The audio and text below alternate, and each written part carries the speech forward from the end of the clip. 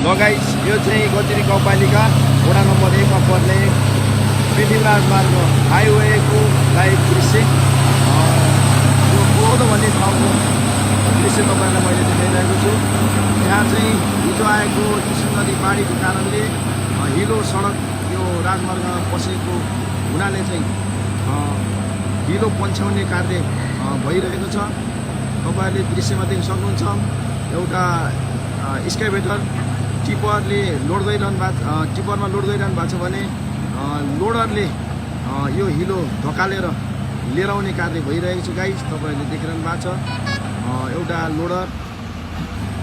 लोडरले यसरी हिलो धकालेर लिएर आइरहनु भएको छ, देखिरहनु भएको छ दृश्यमा। गाइस, यो हिलो चाहिँ लोडरले हिजो दिउँसोदेखि उहाँहरूले सक्दो प्रयास गरिरहनु भएको छ।